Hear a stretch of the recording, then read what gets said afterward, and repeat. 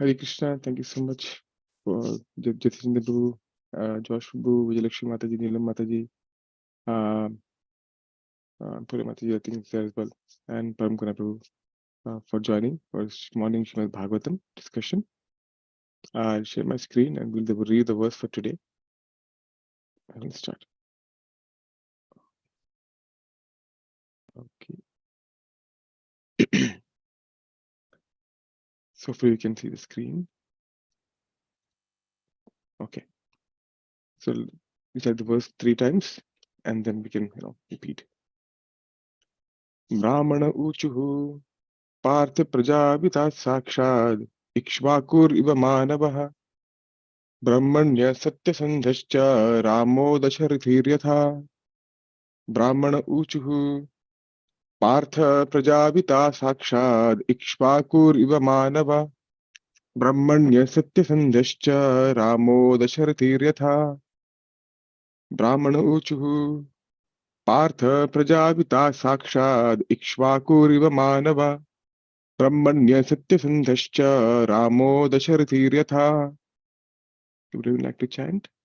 Verse?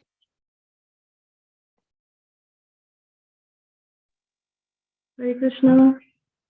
Hare Krishna. Brahmana uchuhu Partha Prajapita Sakshat Ikshvakur Iva Manavaha Brahmanya Satya Sandhascha Ramo Dasharathiryatha. Yeah, thank you, Mati, so much. Would you like to chant? Brahmana uchaha Partha Prajapita Sakshad Ikshvaku Iva Manavaha Brahmanya Satya Sandhascha Rama Dashratidyata. Thank you. Thank you so much, Prabhu. Would you like to chant?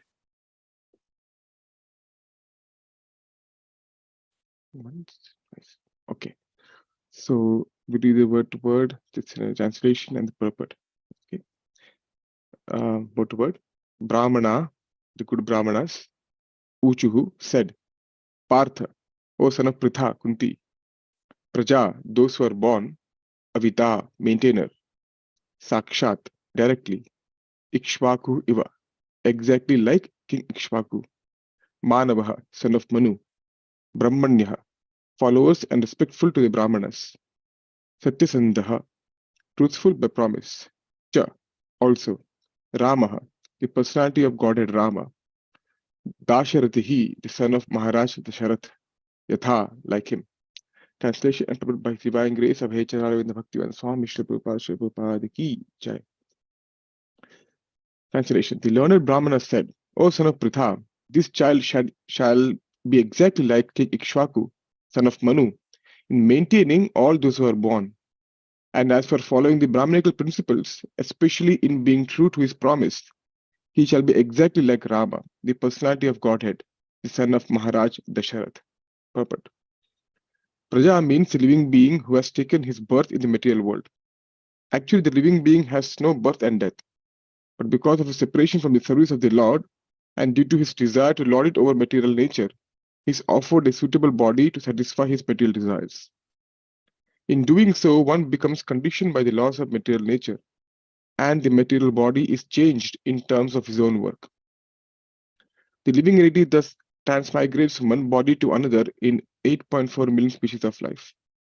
But due to his being the part and parcel of the Lord, he not only is maintained with all necessaries of life by the Lord, but also is protected by the Lord and his representatives, the saintly kings. These saintly kings give protection to all the prajas, or living beings, to live and fulfill their terms of imprisonment. Maharaj Parikshit was actually an ideal saintly king, because while touring his kingdom, he happened to see that a poor cow was about to be killed by the personified Kali, whom he at once took to task as a murderer. This means that even the animals were given protection by the saintly administrators, not from any sentimental point of view, but because those who have taken their birth in the material world have the right to live. All the saintly kings, beginning from the king of the sun globe down to the king of earth, are so inclined by the influence of the Vedic literatures.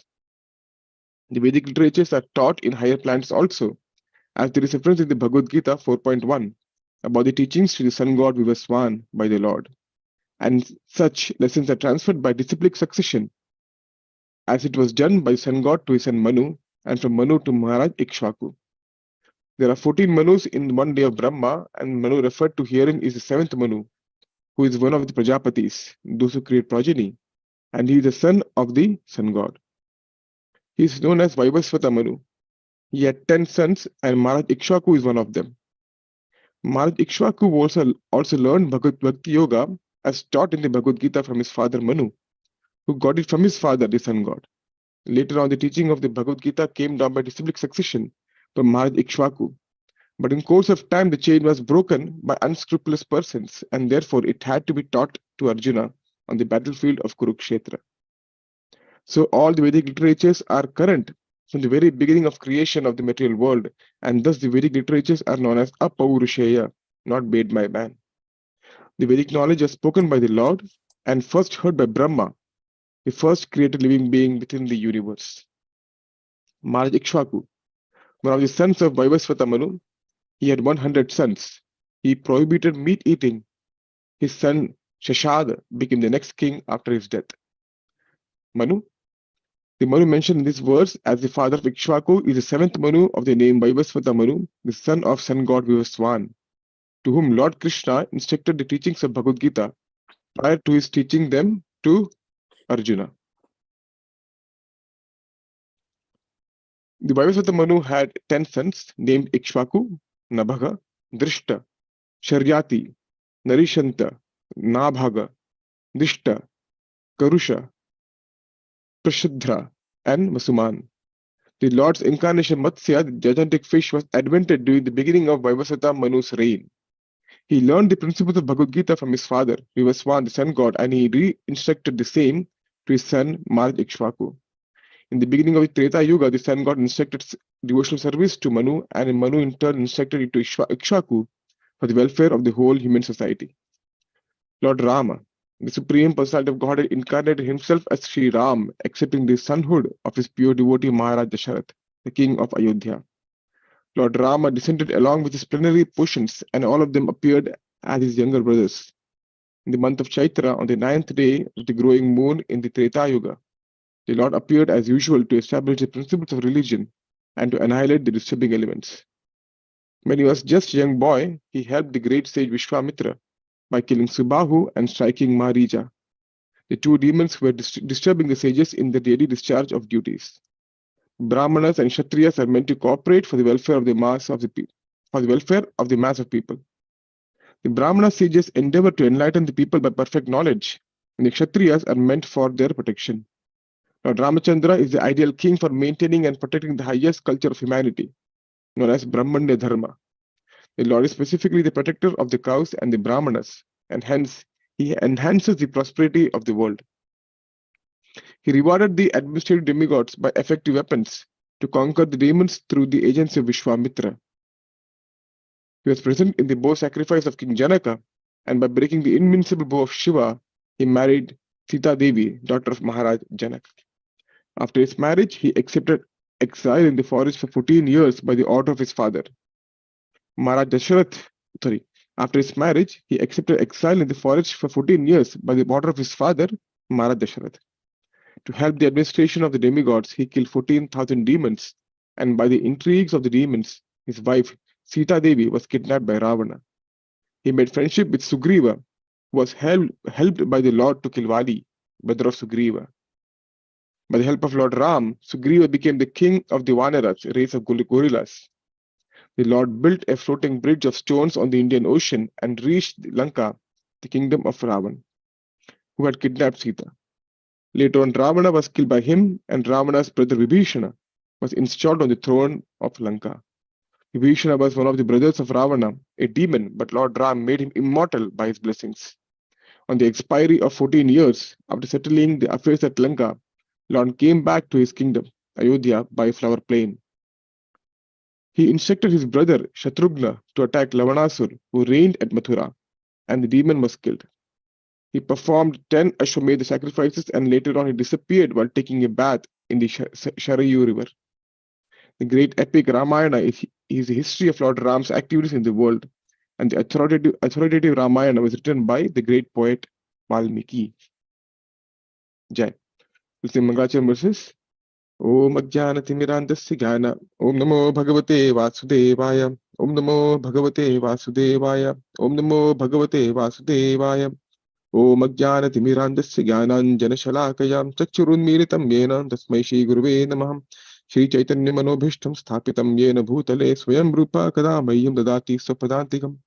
Vandeham Shri Guru Shri Yutapada Kamalam Shri Gurum Vaishnavamscha Shri Rupam Sagrajatam Sahagana Raghunatanvitam Tam Sajivam Sadvaitam Savadutam Parijana Sahitam Krishna Chaitanya Devam Shri Radha Krishna Padan Sahagana Lalita Shri Vishakhanvitamscha Namo Vishnupadaya Krishna Prishtaya Bhutale Srimate Bhakti Vedanta Swamin Iti Namine Namaste Saraswate Deve Gauravani Pacharine निर्विशेष शून्यवादी पाश्चात्य देशतारिणे हे कृष्णा करुणा सिंधो दीनबंधो जगतपते गोपेशा गोपिका कांत राधा कांत नमोस्तुते तप्त कांचन गौरांगी राधे वृंदावनेश्वरी वृषभानुसुते देवी प्रणमामि हरिप्रिये वाञ्छाकल्पतरुभ्यश्च कृपा सिन्धुभ्येव च पतितानां पावनेभ्यो वैष्णवेभ्यो नमो नमः जय श्री कृष्ण चैतन्य प्रभु नित्यानंद श्री अद्वैत गदाधर श्रीवासदि गौर भक्त वृंद हरे Krishna Krishna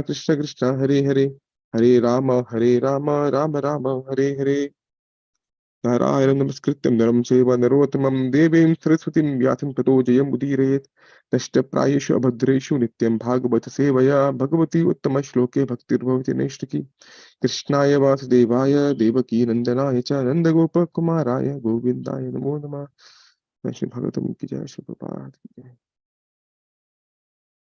Read the verse once more. Brahmana uchuhu Partha Prajavita Sakshad Ikshvakurva Manava Brahmanya Satya Sanghascha Ramo Dasharathiryatha. The learned Brahmana said, O son of Pritha, this child shall be exactly like King Ikshvaku, son of Manu, in maintaining all those who are born. And as for following the Brahminical principles, especially being true to his promise, he shall be exactly like Rama, the personality of Godhead, son of Maharaj Dasharath. Jai, thank you so much, Shri once again for joining. It was a real beautiful and long purport. Yeah, as you know, as always, in the quality of Shri Prabhupada's purport is that it's filled with so many wonderful points, which is so useful for us. Before I start Bhagavatam, I reading Bhagavatam and my phone, and I hear Srimad Bhagavatam lectures, and Bodhi very beautifully mentioned this particular part of the verse 1 to 2. Really start with Srimad Bhagavatam. It says that Sukadeva Goswami was, when he's left, he was born and just left the house, and Vyasadeva is, running behind, saying, "Oh my son, doipai, virahakuta, katra ajuhava," right? Oh my son, Vera, please don't go. And it's mentioned that tam sarva bhuta hridayam, Srimad Bhagavatam, the Shukdev Goswami entered could enter the heart of the trees themselves and were responding back the sentiments of Vyasadeva. If you see here, which were absorbed in same feelings of separation, accord in response to the bereaved father. Chakravarti says that Shukdev Goswami could enter the heart of, enter the trees themselves. And if Shukdev Goswami could make the Jada trees speak, then sure, then, I pray to Shukdev Goswami that he can enter my heart and make this Jada heart, or this mouth speak something valuable to all the devotees who are assembled here for Srimad Bhagavatam discussion. So, thank you so much, Shukdev Goswami ki jai. So, the 12th chapter describes, Vishnu Maharaj celebrated how Maharaj Yudhishthir celebrated the king of Parshit Maharaj's birth, basically, and also heard his future life. from the Brahmanas, just like, also when Sri Prabhupada was born, when it appeared, even some masters have mentioned that, oh, he's going to establish 108 temples. It's a natural, we want to make horoscope, or what will my child do, or what will happen, get some idea about the future. Similarly, here, after Parikshit Maharaj was born, the Maharaj Yudhishthir assembled the Brahmanas and he did Jataka Samskara. If you see the previous verses, he mentioned Jataka. Jataka Samskara is to know, the Brahmanas will explain or tell or foretell the activities of the particular individual here, Maharaj Parikshit.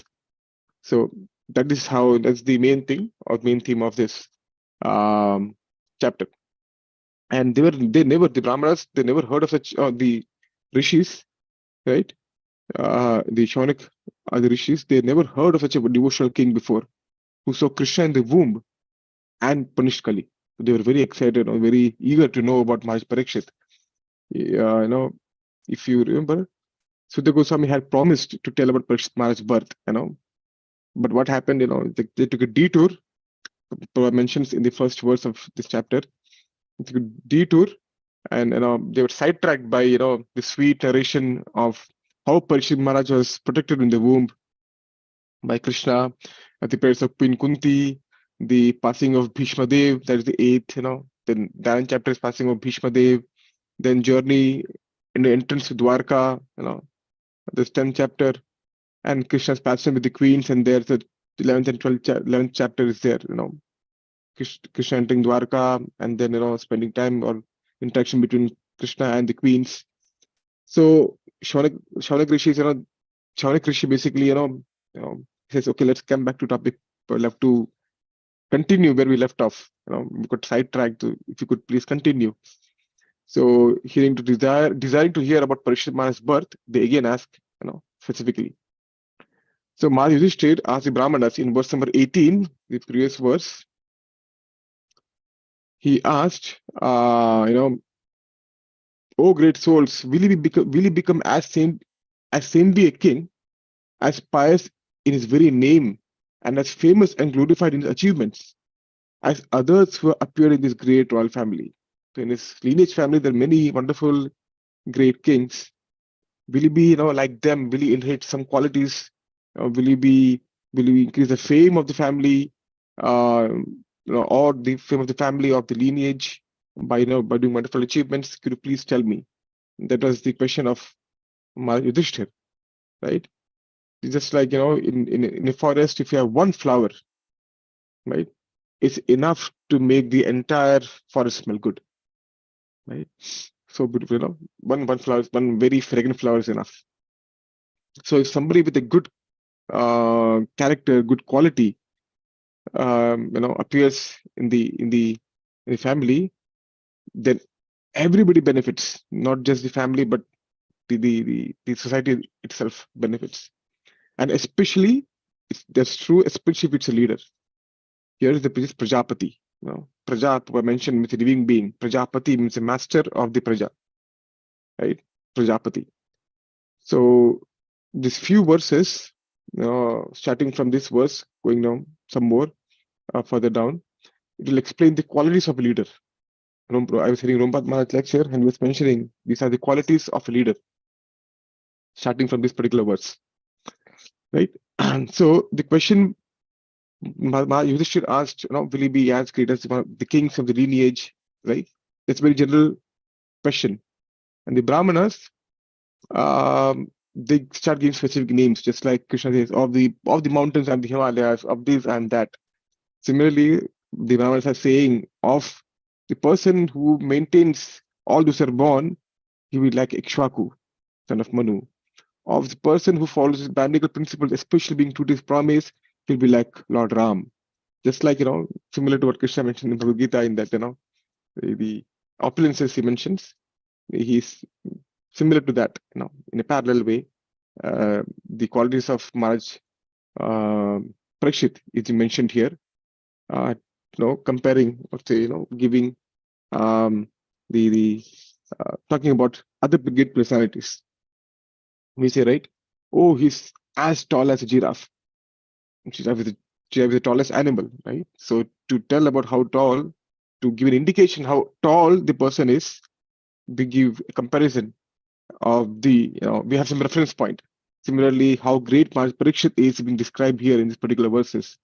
How amazing he is, how amazing, wonderful qualities he has, or he will have, he will manifest.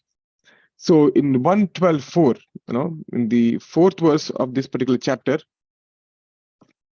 Siddhu Goswami mentioned how Maharaj Yudhishthir ruled the kingdom, how his kingdom was, right?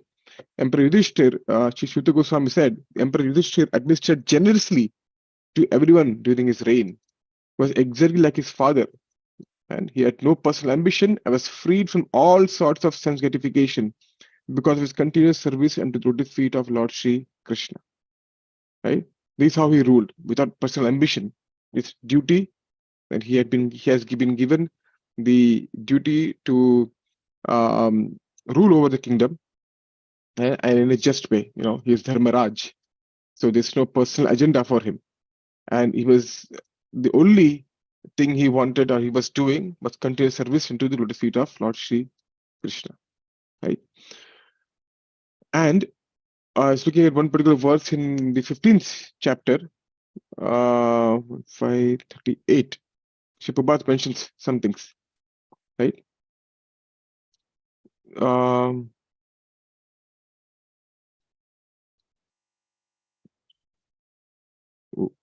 verse. Okay. So Prabhupada mentions that there is a need for, in the introduction, basically it's a purport to a particular verse. Prabhupada mentions that there's a need for the science of Krishna in human society for all suffering humanity of the world.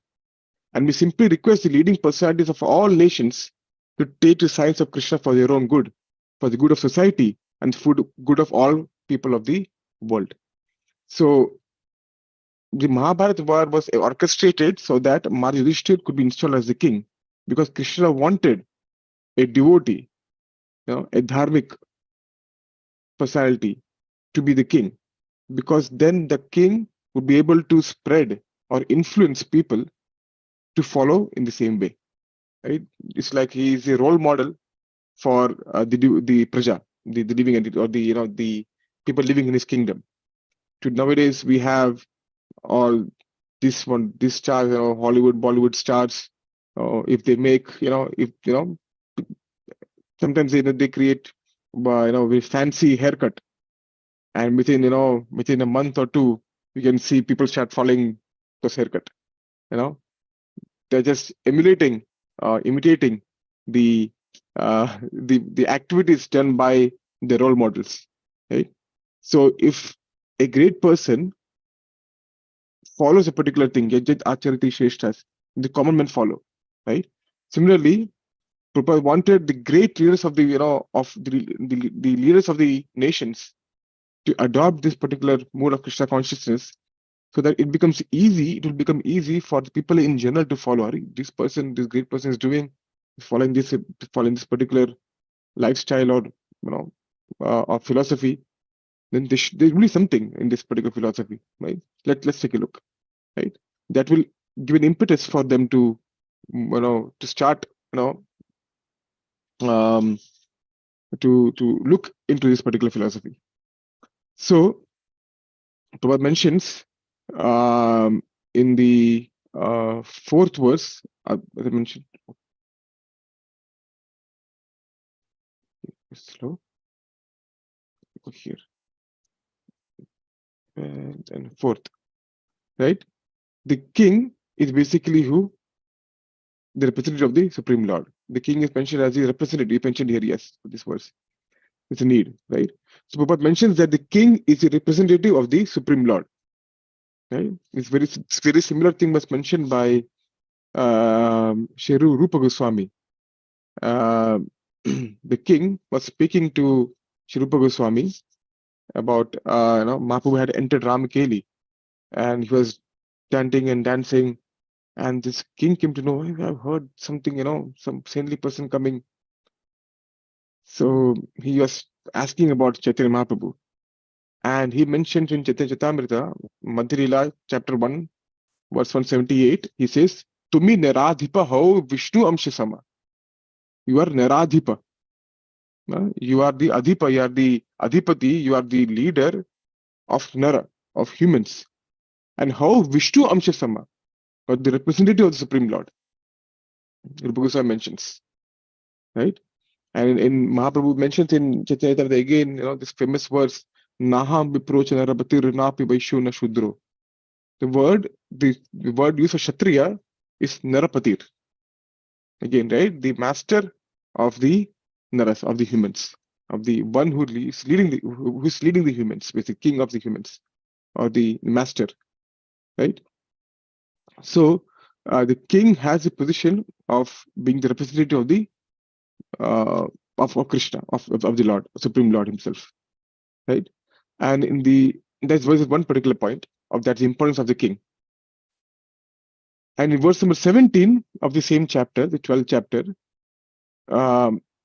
the Brahmanas say that the Maharaj Parikshit will be a Ma Bhagavat.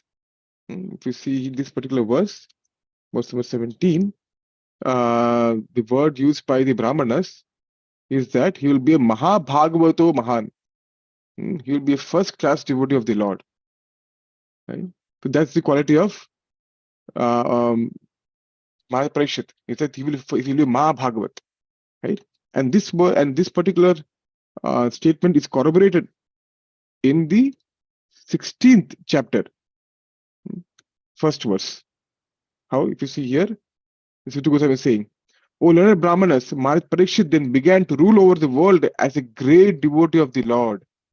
See here, Mahim Maha Bhagavata Shashasaha, right? Shasankar, he's ruling over, who is it? The Maha Bhagavata, right? So the Brahmanas foretold that he will be Maha Bhagavat, and he's actually, he's proving that as a great devotee of the Lord under the instructions of the best of the twice born Brahmanas, right? So this is the important part. So all the qualities mentioned by the Brahmanas are being corroborated, are being fulfilled. We can see in the later verses of Srimad Bhagavatam, right? In the Sri Vishwajagga Thakur says that, having heard the Parikshit Maharaj would be a great devotee, my Yudhishthir inquired with utmost reverence to the Brahmanas, will we like them or not? All the great saints. And Chakripal says that you asked if he would have fame like the previous great kings. All the qualities by which they become famous, they all become famous by some qualities they have, right? All the qualities by which they become famous exist in this boy right now. And as the occasion arises, it will manifest. All the qualities of great kings are already existing in the boy, in Parikshit Maharaj, and as and when the occasion arises, will manifest those qualities.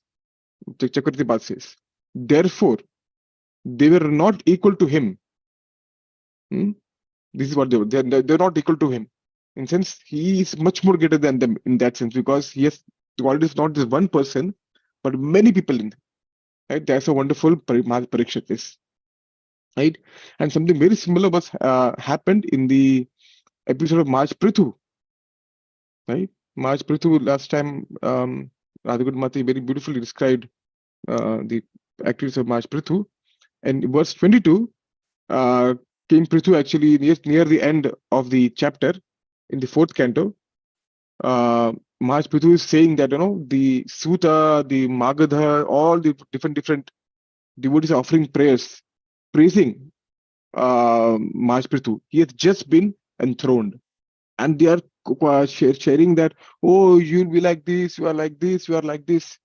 Once praising Maharaj Prithu.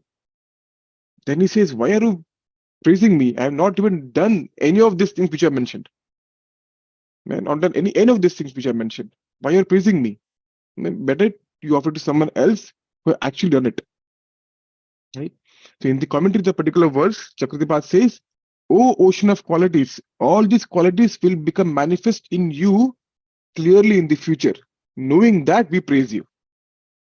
Right? Even for Maharaj Prithu, they're saying you are like this, you are like this, you are like that. So many wonderful qualities. And Maharaj Prithu, in a mood of humility, says, why you don't praise me? Because I have not done anything. And the Brahmanas or the reciters, they say that, oh, Maharaj Prithu, we are just saying, or we are offering praises, we are telling about the qualities which will manifest in the future. Very similar thing to Maharaj Parikshit, right? All these qualities will manifest in the future. Chakravarti says in the first canto for Maharaj Parikshit, and similarly he says in for the episode of Maharaj Prithu when he's coronated, right? So I was trying to, drawing parallels between Maharaj Parikshit's episode and Maharaj Prithu. So, the verse says, our verse for today, 1:12:19, says that the child will be exactly like Maharaj Ikshvaku, son of Manu, maintaining those who are born. Right? So Sri Prabhupada says that Praja, here the word Praja has been used, Prajavita. Praja means anyone who has taken birth in the material world. And these kings, Ikshvaku, are Rajarshis, Raj Rishi, saintly kings. And they say, even they see everyone equally. Now, just like in Bhagavad Gita, we have chapter 5, Vidya Vinaya Sampanne Brahmane Gabhastini, Shri Chaiva Shupakecha Pandita Samadarshina. Right? They look at all living entities, maybe, a cow, a dog eater, a brahmana, as part and parcel of God, Krishna. Right? What is the reason? Shri Prabhupada says, these saintly kings give protection to all the prajas or living beings to live, to fulfill the terms of imprisonment. We hear Prabhupada makes this particular statement here in, right, saintly kings. Right? So they know they are Rajarshis. They are not like the ordinary kings for single conviction. They are Rajarishis. They know the purpose of life and they know who the living entities are. Even they have been given the right, they've been given the responsibility of maintaining the people, right? And knowing well what is their actual dharma, right? So they know that, they all part and parcel, of Krishna. Mameyamsho Jiva Loke, Jiva Bhuta Sanatan, right?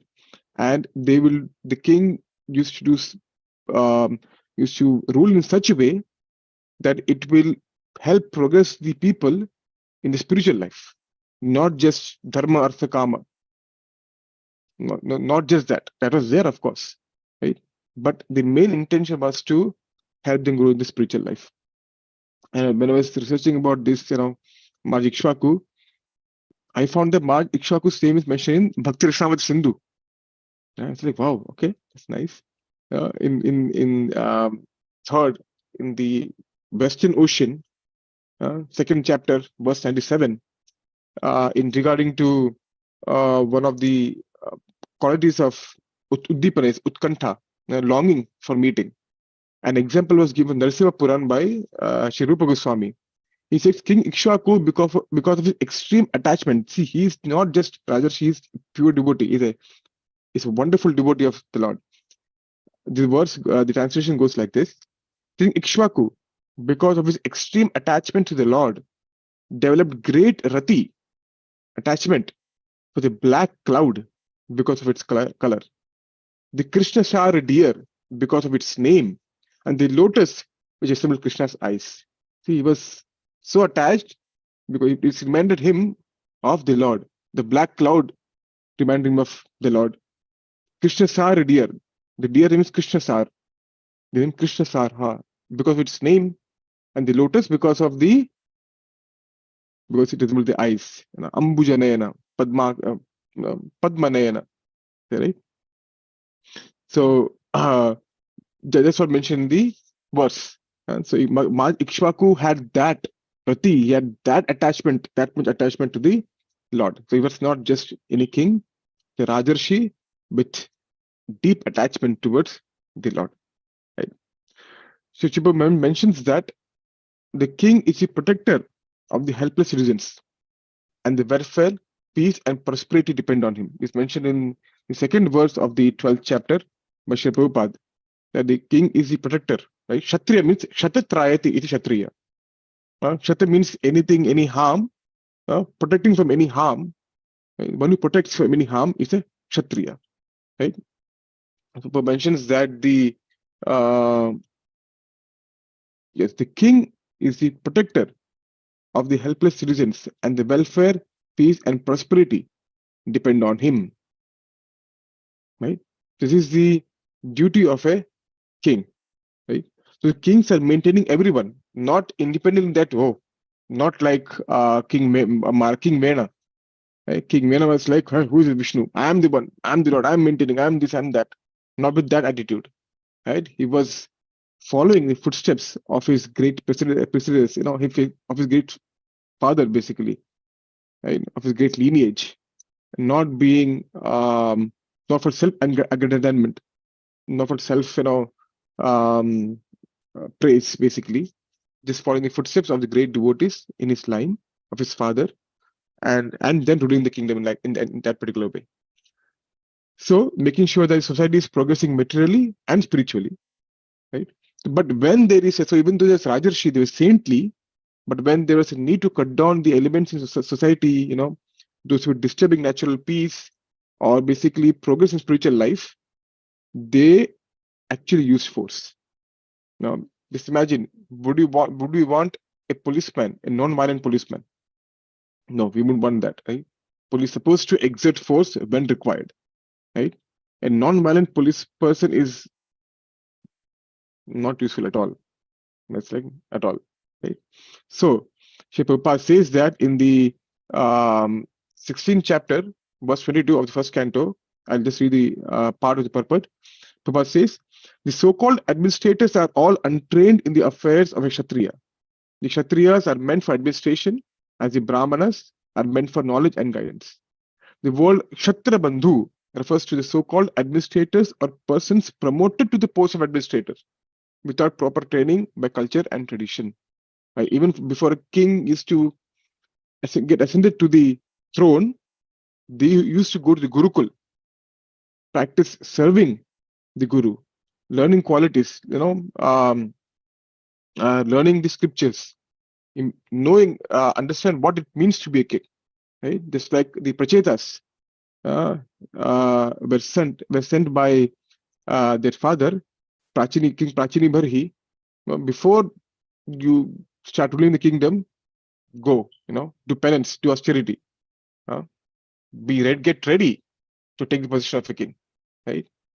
So similarly, Daksha Vitabachi also did something similar, but then Narad Muni had his own plans.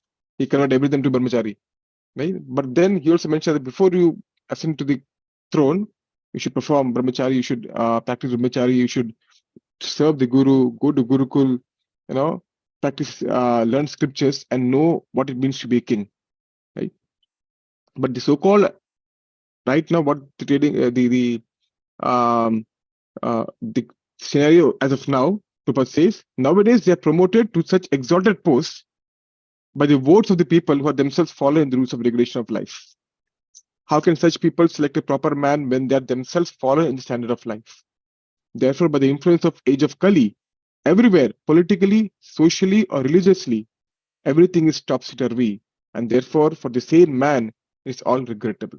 Prabhupada says very, very nicely summarizes the scenario, the current scenario, basically. Right now, in Srimad Bhagavatam, it's mentioned the 5th canto, 5th chapter, 18th verse, very, very famous verse from the teaching of Rishabhadev. He says about different, maybe let me just share the verse. 5:18. We almost know this. We may know this verse. We heard this for sure. Guru na sasyat, svajano na sasyat, pita na sasyat, janani na sasyat. Right. So one should not become a spiritual master, a father, a husband, a mother, or a worshipable demigod. Why? Or when one cannot deliver his dependence from the path of repeated birth and death. So as I mentioned, Prabhupada mentions the praja is dependent on the king, materially, socially, economically, spiritually also, in one way, right? One should not become, or one should not take to that particular post unless one is able to liberate them, right? So here the pati is being, pita is being used, pati is being used. This is, if you go, remember, the starting of the class I mentioned, Narapatir, Naradhipa, same thing, right? Similar thing. So one should not get to the particular post of being administrator if one is not able to deliver their dependence, the praja here. The unfortunate part is the leaders currently, they don't know that they actually take in 1/6 of the sin of the subjects. And the piety also. There's a beautiful story regarding this. I'll quickly maybe. The story is regarding Yamunacharya, and the guru of Shripad Ramanujacharya. So he was a very young boy, and he was in his Gurukul studying under his tutelage of his guru. And the Chola king at that time had a very wonderful learned Pandit in his court, the king of that particular time. But he was kind of a bit of, he had pride. That so what he used to do, but who he used to defeat, the condition was that if I defeat you, you have to pay me yearly tax. Okay, you pay me yearly tax. And for some reason, the guru of Yamunacharya was defeated by this particular Pandit. And so the king sent his, the Pandit sent his followers to the ashram of Yamunacharya's guru to say that, oh, where is yearly tax? So when they came, the soldiers, they were speaking in a very rude manner, in a harsh way. Yamunacharya said, that's not the way to speak. Now, what happened? What's going on? Oh, your guru was defeated by the Pandit, and the condition was you had to give tax, yearly tax. What? First of all, you speak very nicely. Second, I will debate. I'll make if you defeat me, then for sure I'll let my guru know that you can pay tax. But you defeat me first. I will engage in debate with the Pandit. Okay. We came to the court, and the debate was about to begin. Now, before that, the king and queen had, that night or later, when he came to know about Yamunacharya, they're having a debate or conversation, saying that the queen said, "Oh, king, I heard Yamunacharya, this boy is not an ordinary boy. Maybe you should be careful." So no, my Pandit is very amazing. He will defeat for sure. Well, let's take let's do a wager. If my Pandit gets defeated, I will donate, or I will give half of my kingdom to Yamunacharya boy. And the king said, okay, if you're going to that extent, then the queen said, I will become full standard unto you, something to that effect.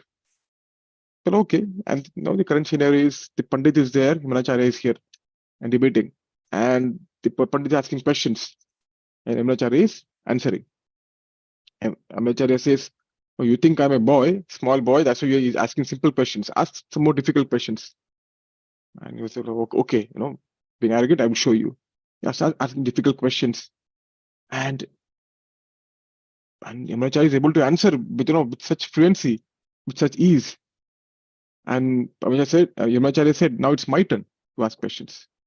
I will ask you 3 questions. If you answer these 3 questions, I'll accept defeat." Okay. So I just tell one question of the particular one question, the pertinent question for us. One of the questions asked by Yamunacharya is, the king here is righteous, is sinless, is religious, performs duty without any sin, right? Refute that. So basically, Yamunacharya is saying, prove that the king is unrighteous, is sinful, is not religious, in front of the king in his court. And the person is saying, what? You are just using this nonsense questions to get away. This is not right. What kind of question is this? This treason. What kind of nonsense is this? Right? So he's telling his followers, arrest this particular person. This is nonsense. So Yamunacharya said, wait. No. What if I give the answer? Right? Then you should accept defeat. Okay, let's hear your answer. He was very curious to what kind of answer the Yamunacharya will give. There he says, so the entire story was for the particular point. He says that the king is sinful, Why? Because being the king, he may not have done actually sinful activity on his own account. But because he is a king, he accepts 1/6 of the piety of his subjects and also the sin of his subjects. And because this is Kali Yuga, the sin is so much greater than the piety that the king is sinful. That's a logic argument from the Shastra, right? So, what my point is, the administrators of this, in this current age, they want to become the administrators. They want to rule, they want to do this and that without having the quality of being administrator, the proper administrator. And they are not only accepting piety of the people who they are ruling over, whatever, right? But also the sin. And because this age being full of sin, Kali Yuga, they're accepting lot more than piety. So they are, hitting their own leg with the, with an axe, hitting their head with an axe. Hindi we say "पैर में कुल्हाड़ी मारना," right? They're taking axe and hitting their own foot, right? So without being ready, without having the qualities of being an administrator, people in general, Prabhupada makes a point very clear, as I mentioned previously, the purport to the verse 1:16-22, that without having a training by culture and tradition, they want to be promoted to the particular post, right? Now, no going to Bhagavad Gita, the qualities of Kshatriya, right? So the verse is 18.43, Brahmana, Kshatriya, Vaishya, all the qualities are mentioned in the 18th chapter. The Shauryam Tejo Jazir Daksham Yuddhe Chapi Apalayanam Danam Ishwar Bhavascha Kshatram Kshatram Karma Subhavajam. Is it the heroism, power, determination, resourcefulness, courage in battle, generosity, and leadership, and the natural qualities of work for the Kshatriya? Sri Krishna says in this particular verse.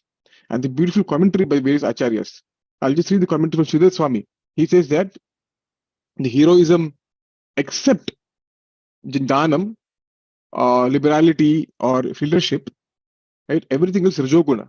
But Danam or leadership, they're actually qualities of Sattva-guna, Sridhar Swami says. They're Sattva-gunic qualities, right? And you can see these qualities of Kshatriya are actually manifest in Parikshit Maharaj. They've different particular verses which exhibit that. For example, Danam is being exhibited in 1:16:3. Right? This particular verse, Srimad Bhagavatam, says that he was doing horse sacrifices, and these were executed with sufficient rewards for the attendants. Danam at the sacrifices. He was donating profusely. He organized lavishly spend for the yajnas and donate to the brahmanas. There's Danam. Shauryam or Apalayanam, Shauryam is heroism. It's mentioned in the 10th verse of the 16th chapter. In Parikshit was resided in the capital of Kuru Empire. Symptoms of age of Kali began to infiltrate. Right? And when he learned about this, he did not think the matter very palatable. At what he do? Therefore, to give him a chance to fight, he took his bow and arrow, prepare himself for military activity. He was not afraid to go ahead, Shauryam. Apalayanam means here not fleeing. He did not run away. Kali is coming. What to do now? Let me go hide somewhere. No. Took on, took charge, went ahead. Right? So these activities of these qualities of Kshatriya manifest in Maharaj Parikshit, and it's mentioned different verses. Right? Dakshyam means resourcefulness, skillful. Chakravarti Path says in this particular, if you see here, Shaundir, right? Shaundir actually also means skillful. Resourcefulness, Daksham, is the synonym for Shaundir. Right? Chakravarti Path says. Right? So all these different qualities are mentioned of Kshatriya are there in Parikshit Maharaj, exhibited by different verses of Srimad Bhagavatam. It's in the first canto. Right? So, right? So now that is regarding Parikshit Maharaj, King Ikshvaku, all this the particular aspect. Now we only 5 minutes, but I would like to share quickly about Lord Ram, the comparison drawn between Lord Ram and Maharaj Parikshit. And so 112, 19. Right? Now he says, as for following the Brahminical principles, especially being true to his promise.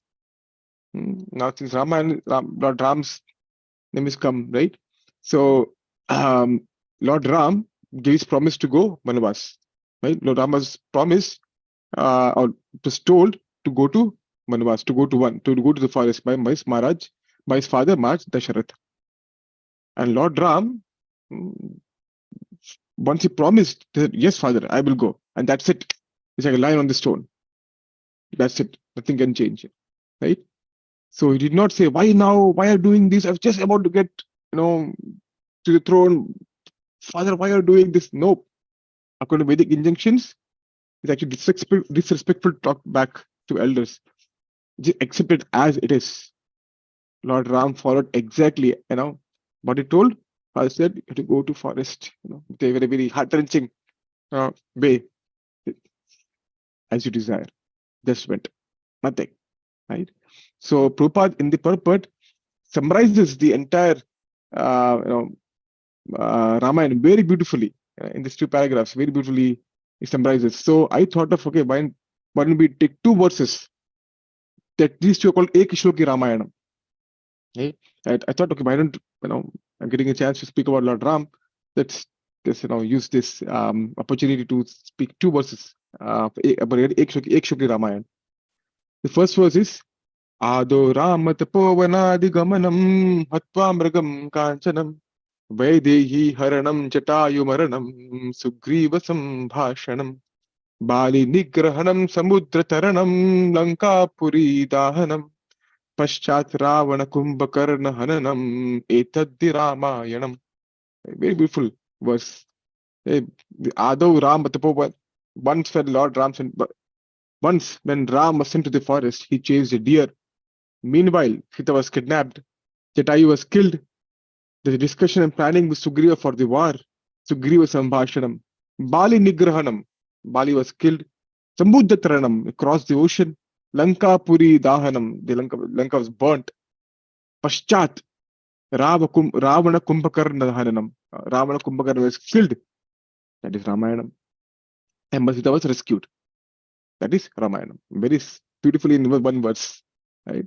So this verse is very famous verse actually. But then we should also hear from Srimad Bhagavatam. There's a verse in Srimad Bhagavatam. Shukadeva Goswami condenses the entire Srimad Bhagavatam, which Maharishi Valmiki wrote in 24,000 verses. Shukadeva Goswami condensed it in just one verse.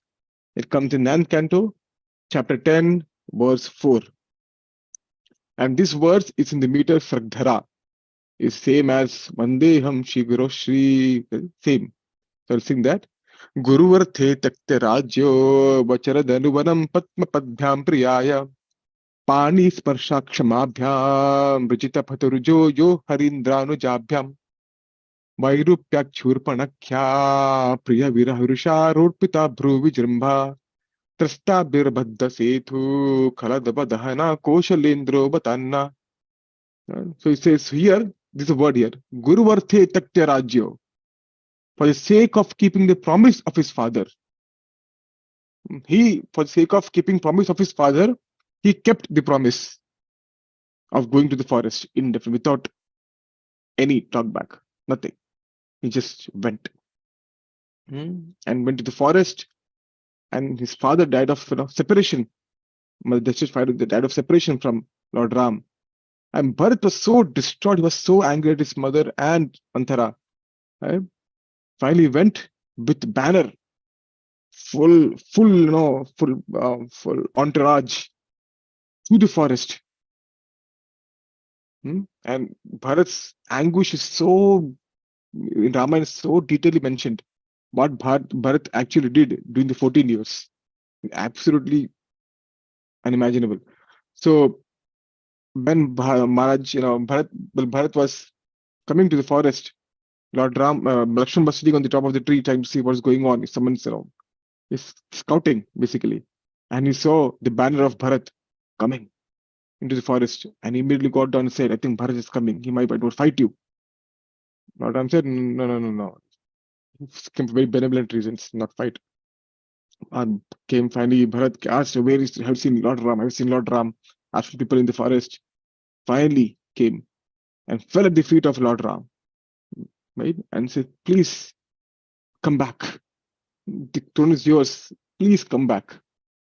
But Lord Ram said, no, it is the order of my father to stay in the forest, so I can't take it back. It is my duty. Right? And Maharaj Parishit would naturally have the qualities of Lord Ram. Why won't he have? Because it's mentioned in 9.10.3, just previous verse. Now, what is mentioned in previous verse? He says that you have been, because you have heard again and again about Lord Ramchandra. Basically, Parishit was growing up. He used to keep hearing Ramayana, actually Lord Ram. Of course, I will develop the quality. When we're hearing so much, Srimad Bhagavatam, there is a a verse in Srimad Bhagavatam when it's mentioned that a bee keep thinking about, it's mentioned in, I forgot the verse. It's in the 10th canto itself, 10th canto, chapter 82, if I'm not wrong, where it's mentioned that the bee thinking about a caterpillar, probably a caterpillar thinking about becoming a butterfly, finally which becomes butterfly. Similarly, a person thinking about, my person thinking about Lord Ram, hearing about Lord Ram, growing up hearing about Lord Ram, of course he will imbibe the qualities of Lord Ram, right? And he was also very truthful. My Parishit being a devotee, he was very honest. Integrity was there, right? And this very nice, this quality of Lord Ram, leaving everything on the BS of his father's order, right? This quality was also exhibited by Parishit Maharaj when he left everything. If you see verse 7, just 9.3, just a couple of more minutes, 9.8.10. See here, it's mentioned that carrying out the order of his father, who was bound by promise to his wife, Lord Ramchandra left behind his kingdom, opulence, friends, well-wishers, residents, everything else, just as a liberated soul gives up his life. Right? He is mentioned, the Lord, as an obedient son, accepted the order immediately. He left everything without hesitation, just as a liberated soul or yogi give up life without better attraction. Similarly, Parishit also left everything. The moment he came to know that he's going to die in 7 days. Right? That not just the quality of being truthful or keeping up his promise, but also renunciation. The Lord being one of the opulent being Vairagya, the renunciation was also exhibited by Parishit Maharaj here. Right? So, and this is the kind of duty, saying Vaisheshika Prabhu is saying that this is the kind of duty a leader should have to progress spiritual life. I've been given by order. I've been given an order by spiritual master. I should fulfill it, no matter what. I should take it. Prabhupada was so resilient, sitting outside the office of Sumiti Morarji, India steamship company. I want to go to the West. You please give me a ticket.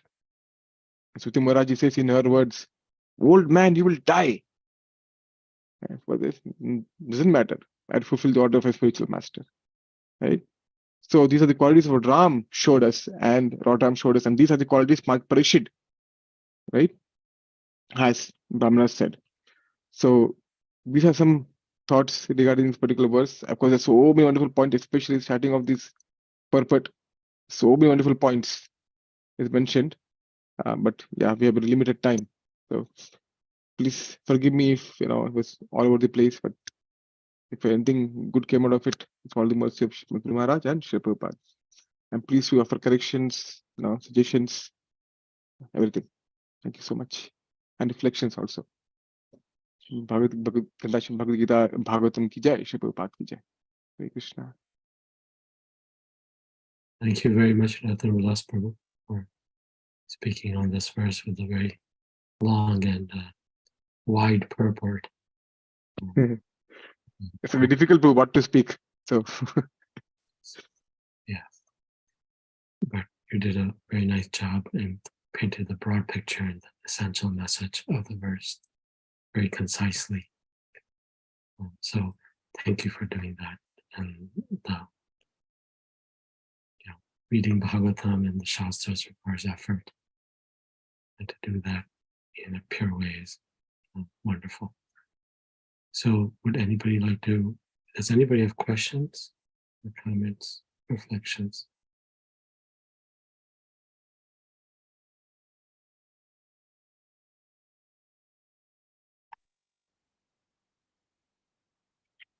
Hare Krishna. Yeah, Mataji. Yeah, Prabhuji, I don't have a question, but just appreciation. It was a No. very nice class, and I really liked how you compared Maharaj Prathu with Maharaj Parikshit, and when the Brahmanas were telling their qualities before the tasks were done by them later. And also Yamunacharya's story, how the king gets the prince and the punyas of the praja. That was very, very apt and very, very nice. Elucidated the point. And also, I was touched by that purport by Prabhupada, which you mentioned about how in the democracy, which we cherish a lot in the current scenario, modern world, people are mudras who are electing the officials. So, the earlier ways where people were intelligent people or brahmanas were electing or they had a say in the matter was very important, not the current. So it was just a food for thought, like, how we think that democracy is the best, but maybe not. Our Vedic scriptures tell us what's the best way of governance. Yes, Prabhuji, and you stitched a lot of things together. Thank you so much. It was wonderful. Thank you, Mataji. So the same point of Matthew mentioned there about Vamana Kshatriyas working together is mentioned in where in 116:1, the verse where Parishit Maharaj says that Sidhu Goswami says that Parishit Maharaj is ruling under the advice or taking the advice of the Brahmanas. It's very clearly mentioned in the 16th chapter, the first verse. So I just echoing the point of what you mentioned, right? There should be a nice what to say, symbiosis, you could say, right? Interdependence between Brahmanas and Kshatriyas. I just want to quickly share. This is the verse. Rule is great, Lord, devotee Lord, under the instructions of the best of the twice-born Brahmanas. Right? This I mentioned. This is the thing which I marked, highlighted that time for the class, but I couldn't get to it. King Parishit had the council of advisors, right? So yeah, but we don't have, we just elect officials. Defective audience elects defective leaders, kind of situation. Yeah. Thank you, Mataji, for sharing. Thank you. Thank you, sir. Hare Krishna.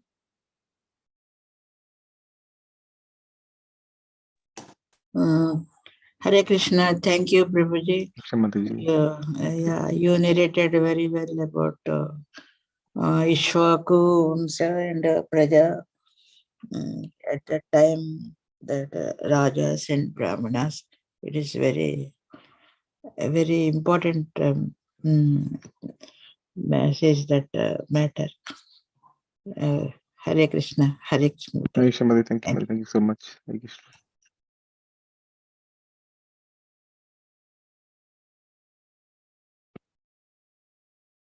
Okay, I think we can. Thank you. I think we can end at this point. It's yes. Yes. Thank you.